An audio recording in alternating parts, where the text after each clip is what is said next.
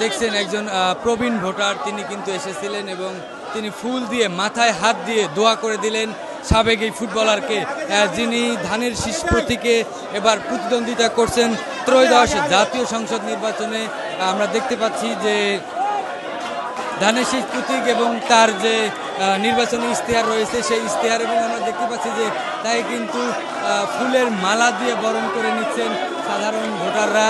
দর্শক, এই মুহূর্তে আমরা দেখতে পাচ্ছি যে একজন ভোটার কিন্তু মিষ্টি নিয়ে এসেছেন এবং তাকে নির্বাচনে জেতার আগেই মিষ্টি মুখ করাচ্ছেন। আমরা দেখতে পাচ্ছি যে তারা কিন্তু মিষ্টির পাশাপাশি নাস্তার পাশাপাশি পানি এবং অন্যান্য যে জিনিসপত্র রয়েছে সেগুলো নিয়ে এসেছেন। আমরা দেখতে পাচ্ছি যে সাধারণ যে ভোটাররা রয়েছে তাদের সাথে কথা বলছেন এবং ধানের শীষ প্রতীকে ভোট চাচ্ছেন সাবেক ফুটবলার এবং বাংলাদেশ জাতীয়তাবাদী দল বিএনপির মনোনীত প্রার্থী আমিনুল হক। আমরা এই মুহূর্তে ঢাকা 16 আসনে অবস্থান করছি এবং সরাসরি আপনাদেরকে যুক্ত করেছি, যেখান থেকে আমরা দেখানোর চেষ্টা করছি যে সাবেক ফুটবলার যিনি ধানের শীষ প্রতীক নিয়ে এবারে ত্রয়োদশ জাতীয় সংসদ নির্বাচনে সংসদ সদস্য প্রার্থী এবং তিনি নির্বাচনী প্রচারণা করছেন এবং আমরা দেখতে পাচ্ছি যে তার নির্বাচনী প্রচারণায় কিন্তু হাজার মানুষের ঢল নেমেছে এবং তার আশপাশে আমরা দেখতে পাচ্ছি যে তার যে কর্মী এবং সমর্থকরা রয়েছেন তারা কিন্তু বিভিন্ন স্লোগান দিচ্ছেন এবং তার স্লোগানে কিন্তু তিনি যেই এলাকাটিতে যাচ্ছেন সেই এলাকাটি কিন্তু একটি প্রাণবন্ত এবং উৎসব মুখর হয়ে উঠছে। আমরা দেখতে পাচ্ছি সাধারণ ভোটাররা তাকে কিন্তু ফুল দিয়ে এবং ফুলের মালা দিয়ে বরণ করে নিচ্ছেন। যেমনটি দেখছেন যে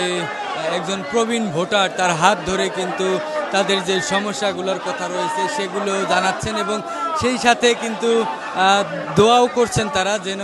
সামনে জাতীয় সংসদে আমিনুল হক যেতে পারে। দর্শক, এই মুহূর্তে আমরা সরাসরি যুক্ত হয়েছি রাজধানীর মিরপুর এলাকা থেকে ঢাকা 16 আসনের যে নির্বাচনী প্রচারণা সেই নির্বাচনী প্রচারণায় আমরা এই মুহূর্তে দেখছি যে সাবেক ফুটবলার আমিনুল হক যিনি এবারে ঢাকা 16 আসন থেকে নির্বাচন করছেন বাংলাদেশ জাতীয়তাবাদী দল বিএনপির পক্ষ হয়ে। আমরা আসলে সাধারণ যে ভোটাররা রয়েছে তাদের যে প্রত্যাশা, আমরা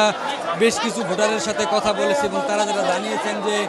আমিনুল হক বাংলাদেশ ফুটবলে যেভাবে অবদান রেখেছেন হয়তোবা জাতীয় সংসদ নির্বাচনে তিনি সংসদ সদস্য নির্বাচিত হলে ঠিক তেমনিভাবেই এই ঢাকা 16 আসনের মানুষের জন্য অবদান রাখতে পারবেন, মানুষের জন্য ভালো কিছু করতে পারবেন, সেটি কিন্তু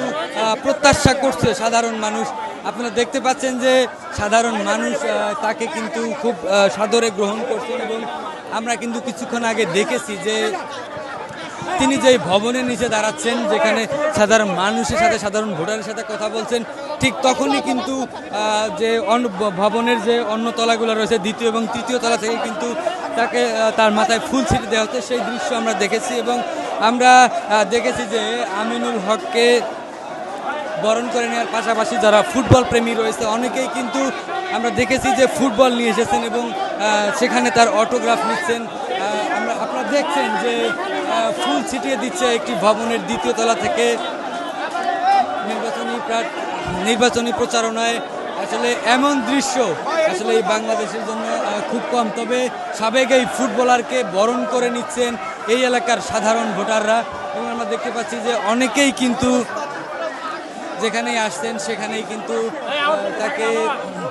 বরণ করে নিচ্ছে। এখন আমরা দেখতে পাচ্ছি যে এই সাবেক ফুটবলের ক্যাপ্টেন এবং একজন বয়োজ্যেষ্ঠ ভোটার যিনি যার সাথে কথা বলার জন্য কিন্তু আমরা দেখলাম যে একটু আগেই তিনি বসে পড়েছিলেন কারণ তিনি দাঁড়াতে পারছিলেন এবং আমরা দেখতে পাচ্ছি যে প্রত্যেকটি ভবনের উপরতলা থেকে এবং তাকে কিন্তু ফুল দিচ্ছে এবং সেই সাথে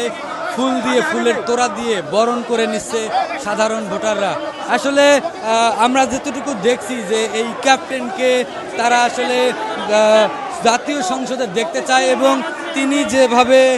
বাংলাদেশ ফুটবলে অবদান রেখেছেন, বাংলাদেশ ফুটবলে যেভাবে তিনি দক্ষতার সাথে এবং খেলার মাধ্যমে ধরে রেখেছিলেন, এই এলাকার সাধারণ ভোটাররা ঠিক তেমনটাই প্রত্যাশা করছেন যে তিনি সংসদ সদস্য নির্বাচিত হলে এই এলাকার জন্য ঠিক তেমনিভাবেই অবদান রাখতে পারবেন।